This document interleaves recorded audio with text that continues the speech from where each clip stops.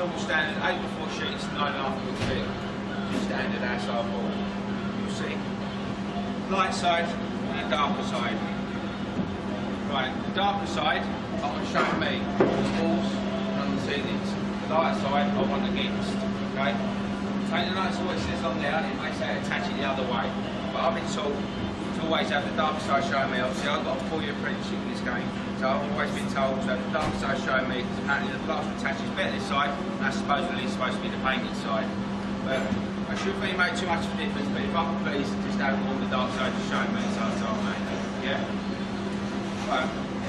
Tool-wise, you've obviously got your tape to measure out, pencil to mark off on the boards, long levels at the ends of the base, yeah, to mark out, take your measurement, stand your knife,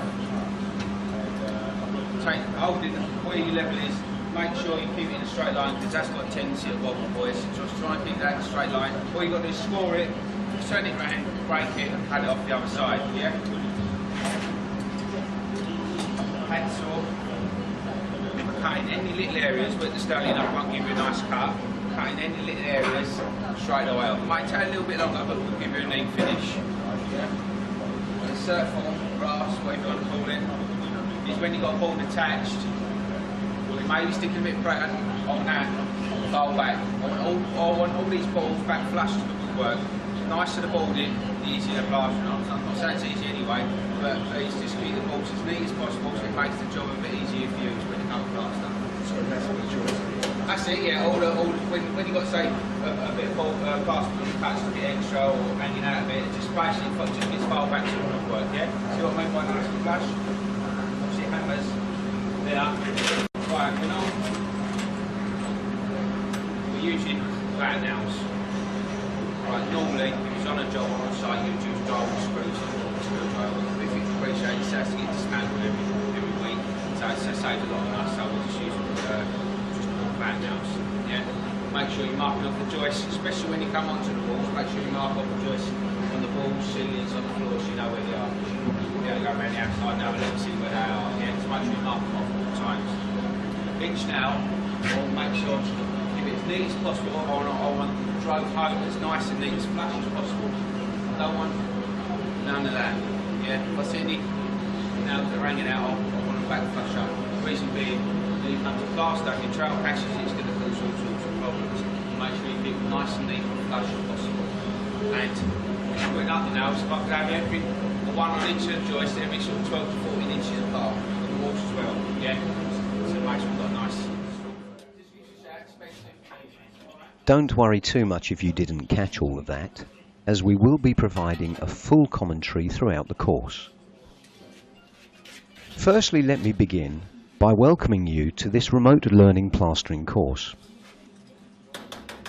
Let me ask you this question. Why is it that there are so few training videos on plastering? The answer is really very simple. Plasterers do not want you to learn their techniques, and training schools want you to pay £300 plus to learn those skills. This presentation will show you all the tips and tricks that the plasterers use, and with the appropriate amount of practice you will become a proficient plasterer. The presentation itself was filmed on location at a 5-day intensive training centre.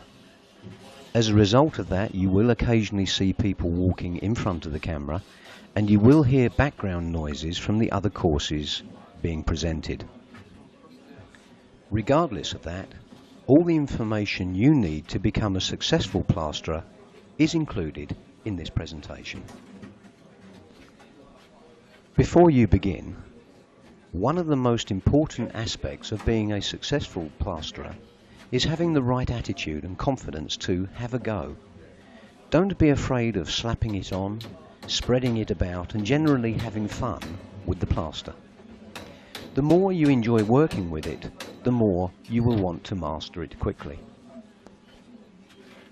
You don't need to be physically fit, but it definitely helps if you are supple enough to be able to bend and stretch routinely, as you will be bending over to reload your hawk every 30 seconds or so. Plasterers can spend a lot of time crouching and squatting.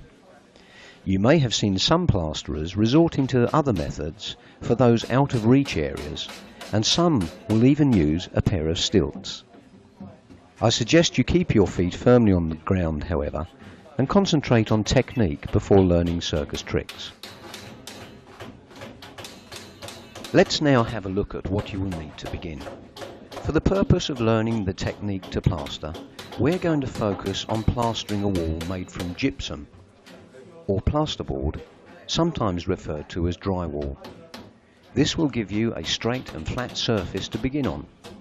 This is what many existing flat interior walls are made with, especially in modern houses. If your walls are bare brick or cinder block, then first try the technique on a flat surface, such as plasterboard, and move on to the bare wall once you feel comfortable to do so. For the purposes of plasterboarding, you will need the following tools: a tape measure and pencil, a long level for drawing straight lines, a Stanley knife for cutting the boards, a pad saw for cutting off any protruding edges, a surform or rasp for smoothing off edges, and plasterboard nails, or more commonly, drywall screws. Here, the students are using plasterboard nails. This is mainly because the plasterboard will be removed at the end of the course. In a real installation, it would be more likely to use drywall screws and a cordless drill with either a posi drive or a Phillips bit fitted. The plasterboard is being fitted with the dark side facing outwards. The nails or screws are positioned approximately every 12 to 14 inches. The nails or screws must be either flush with the plasterboard or preferably slightly below the surface.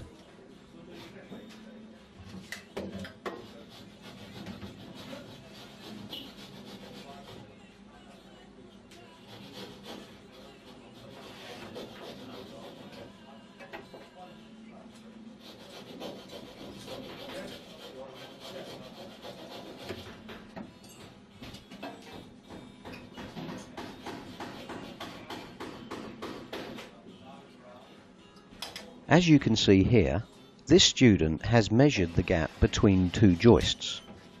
He's transferred his measurements to the plasterboard and is now scoring the plasterboard ready to break.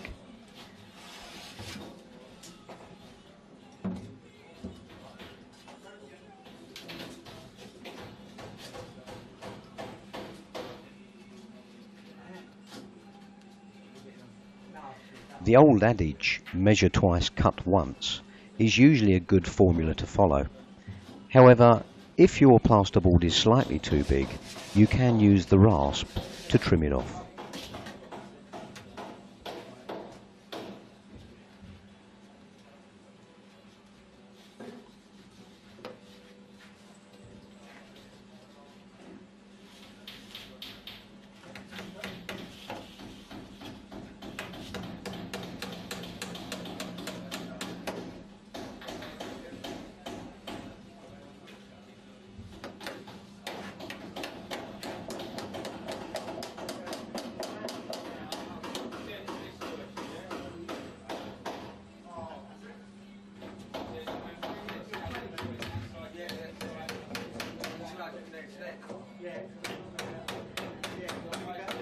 Using drywall screws in a cordless drill with a magnetic bit makes the process much quicker.